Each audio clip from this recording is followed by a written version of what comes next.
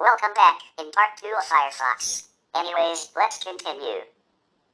Features of the desktop edition include tabbed browsing, full screen mode, spell checking, incremental search, smart bookmarks, bookmarking and downloading, through drag and drop, a download manager, user profile management, private browsing, bookmark tags, bookmark exporting, offline mode, a screenshot tool, web development tools, page info, feature which shows a list of page metadata and multimedia items. A configuration menu at about:config for power users and location-aware browsing, also known as geolocation, based on a Google service. Firefox has an integrated search system which uses Google by default in most markets. DNS over HTTPS is another feature whose default behavior is determined geographically. Firefox provides an environment for web developers in which they can use built-in tools, such as the Error Console or the DOM Inspector, and extensions, such as Firebug, and more recently there has been an integration feature with Pocket. Firefox Hello was an implementation of WebRTC added in October 2014, which allows users of Firefox and other compatible systems to have a video call, with the extra feature of screen and file sharing by sending a link to each other. Firefox Hello was scheduled to be removed in September 2016. Former features include a file transfer protocol, FTP, client for browsing file servers, the ability to block images from individual domains until version 72, a 3D page inspector, versions 11 to 46, tab grouping until version 44, and the ability to add customized extra toolbars until version 28. Functions can be added through add-ons, created by third-party developers. Add-ons are primarily coded using an HTML, CSS, JavaScript with API known as Web Extensions, which is designed to be compatible with Google Chrome and Microsoft Edge extension systems. Firefox previously supported add-ons using the XUL and XPCOM API'-S, which allowed them to directly access and manipulate much of the browser's internal functionality. As compatibility was not included in the multi-process architecture, XUL add-ons have been deemed legacy add-ons and are no longer supported on Firefox 57, Quantum, and newer. Mozilla has occasionally installed extensions for users without their permission. This happened in 2017 when an extension designed to promote the show Mr. Robot was silently added in an update to Firefox. Firefox can have themes added to it, which users can create or download from third parties to change the appearance of the browser. Firefox also provides dark, light, and system themes. In 2013, Firefox for Android added a guest session mode, which wiped browsing data such as tabs, cookies, and history at the end of each guest session. Guest session data was kept even when restarting the browser or device, and deleted only upon a manual exit. The feature was removed in 2019, purportedly to streamline the experience. Firefox implements many web standards, including HTML4, almost full HTML5, XML, XHTML, MathML, SVG 1.1, full SVG2, partial. CSS with extensions, ECMA script, JavaScript, DOM, XSLT, XPath, and APMG, animated PNG, images with alpha transparency. Firefox also implements standards proposals created by the WHATWG such as client-side storage and the canvas element. These standards are implemented through the Gecko layout engine and SpiderMonkey JavaScript engine. Firefox 4 was the first release to introduce significant HTML5 and CSS3 support. Firefox has passed the ACID2 standards compliance test since version 3.0. Mozilla had originally stated that they did not intend for Firefox to pass the ACID3 test fully because they believed that the SVG fonts part of the test had become outdated and irrelevant. Due to WOFF being agreed upon as a standard by all major browser makers. Because the SVG font tests were removed from the ACID3 test in September 2011, Firefox 4 and greater scored 100 out of 100. Firefox also implements Safe Browsing, a proprietary protocol from Google used to exchange data related with phishing and malware protection. Firefox supports the playback of video content protected by HTML5 encrypted media extensions, EME, since version 38.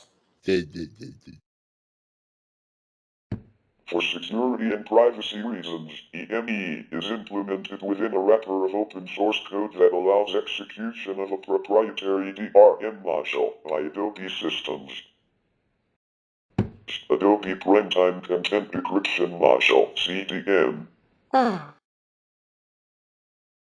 CDM runs within a sandbox environment to limit its access to the system and provided a randomized device ID to prevent services from uniquely identifying the device for tracking purposes.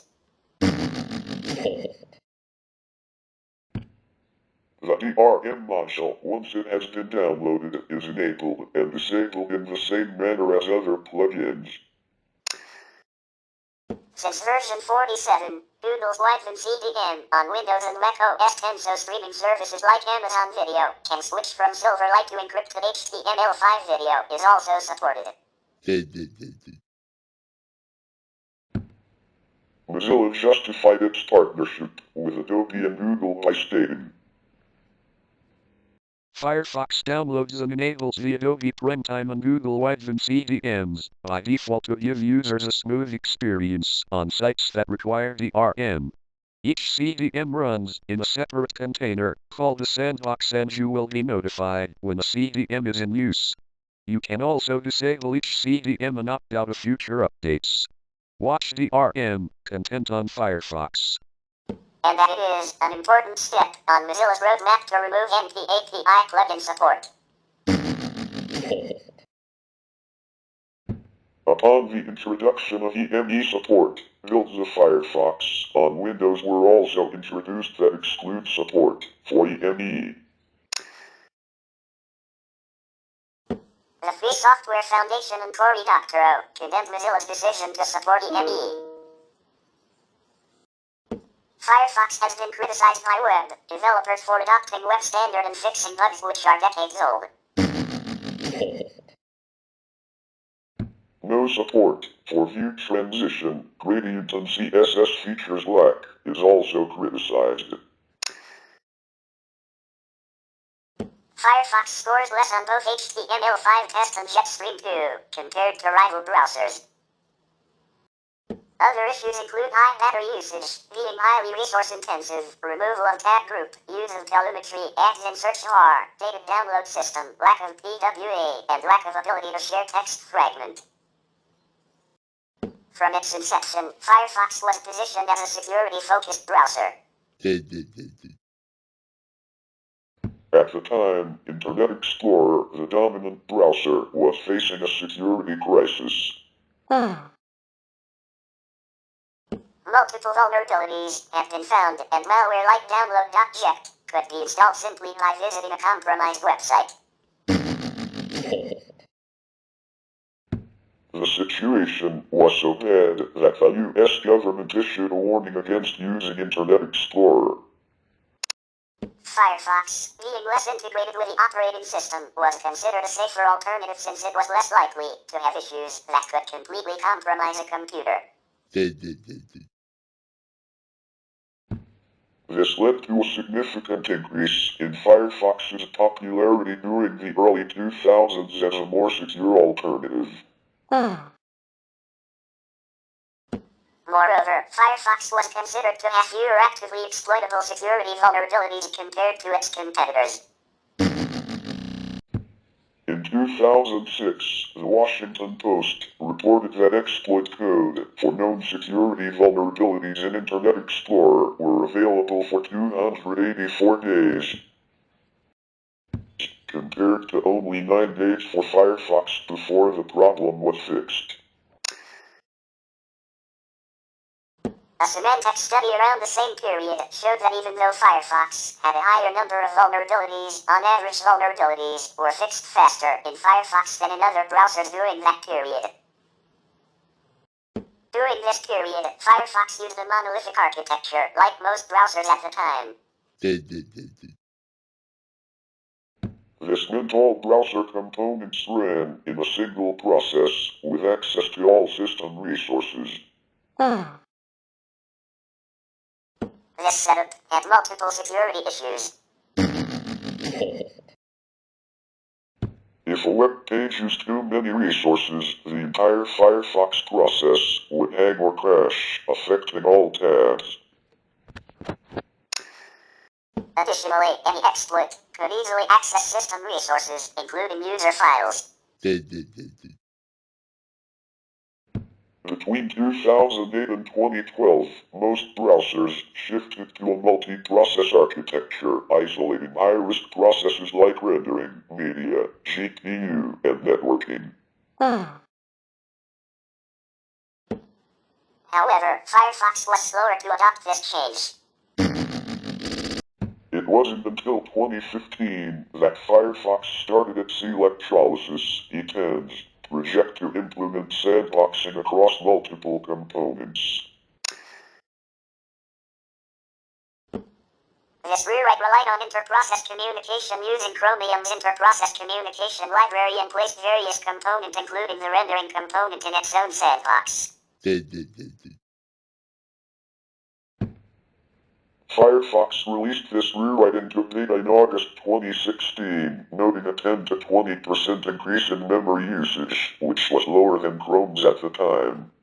However, the rewrite caused issues with a legacy extension API, which was not designed to work cross-process and required shim code to function correctly.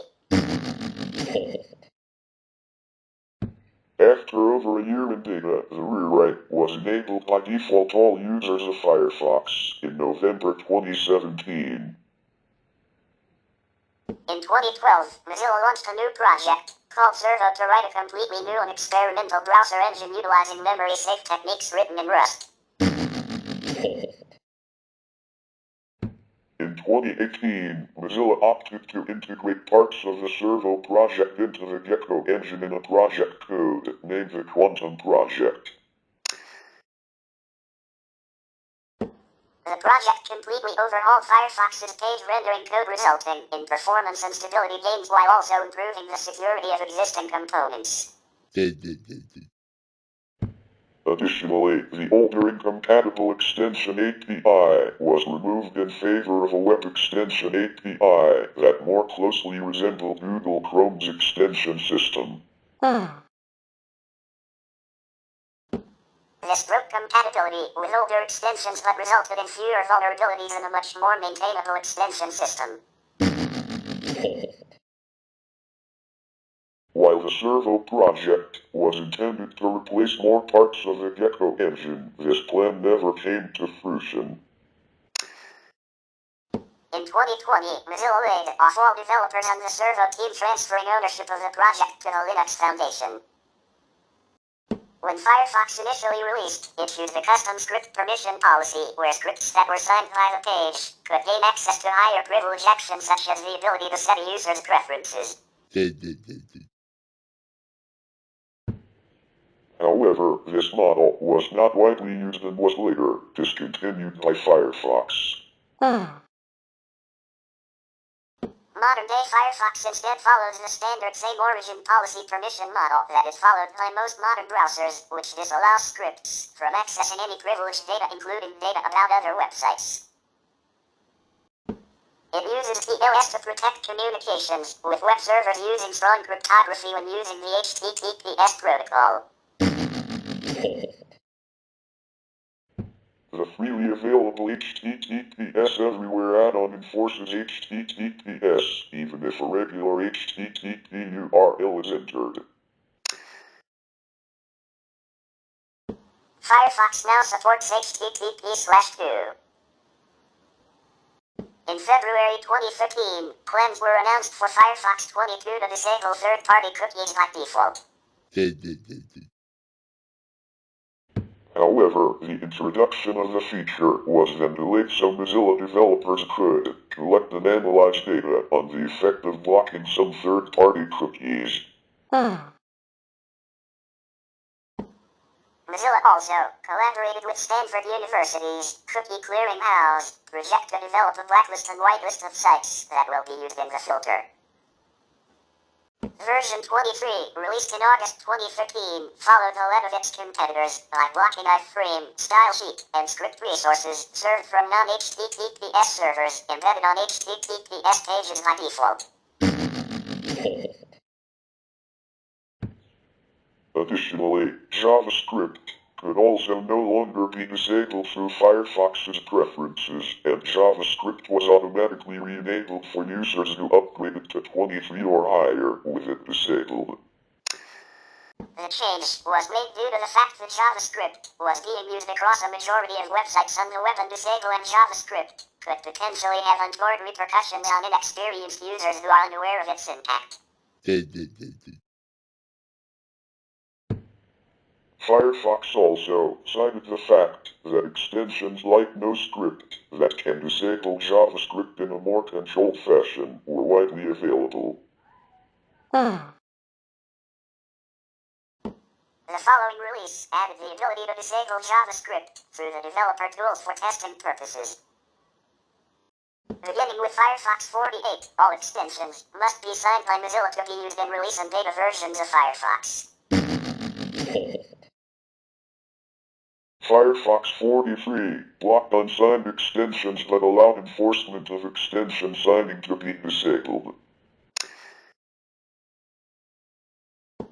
All extensions must be submitted to Mozilla add-ons and be subject to code analysis in order to be signed, although extensions do not have to be listed on the service to be signed. On May 2, 2019, Mozilla announced that it would be strengthening the signature enforcement with methods that included the retroactive disabling of old extensions now deemed to be insecure.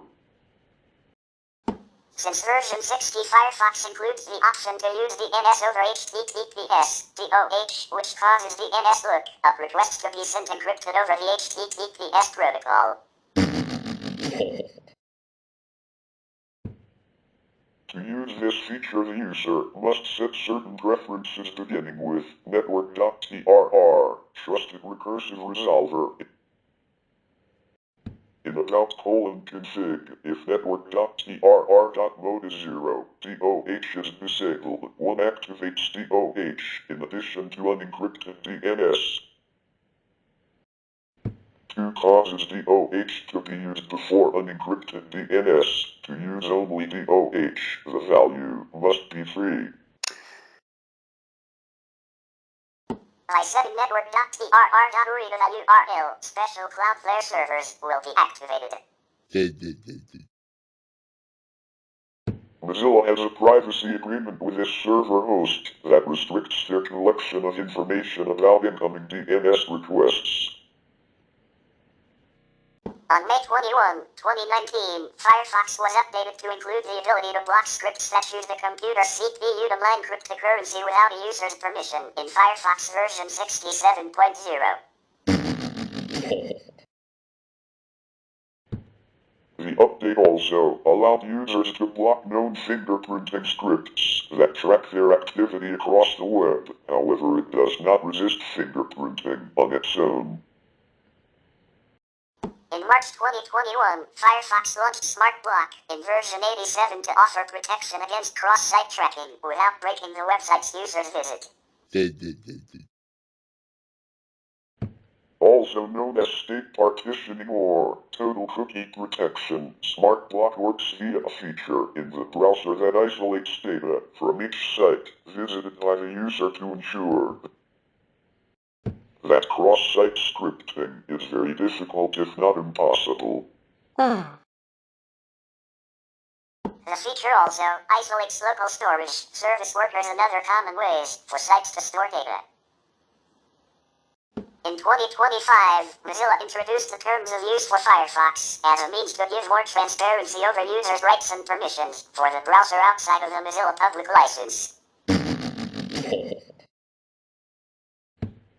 The company received criticism centering around the clause that gave Mozilla a non-exclusive, royalty-free worldwide license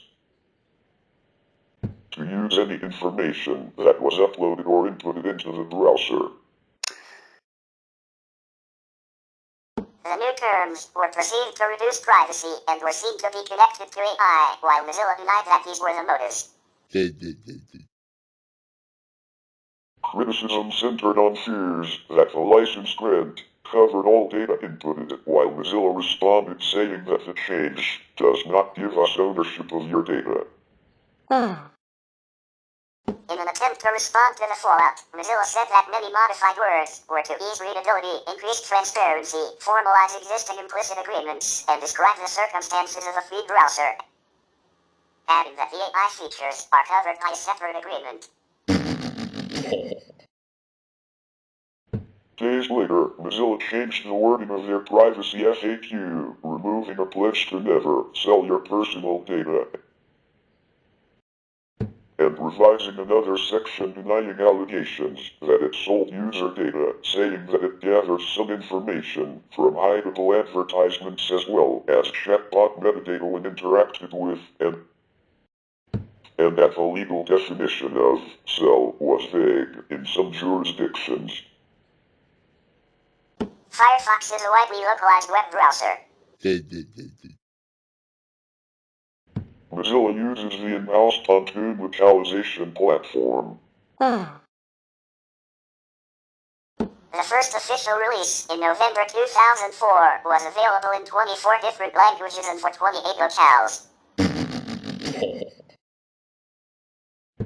In 2019, Mozilla released Project Fluent, a localization system that allows translators to be more flexible with their translation than to be constrained in one-to-one translation of strings.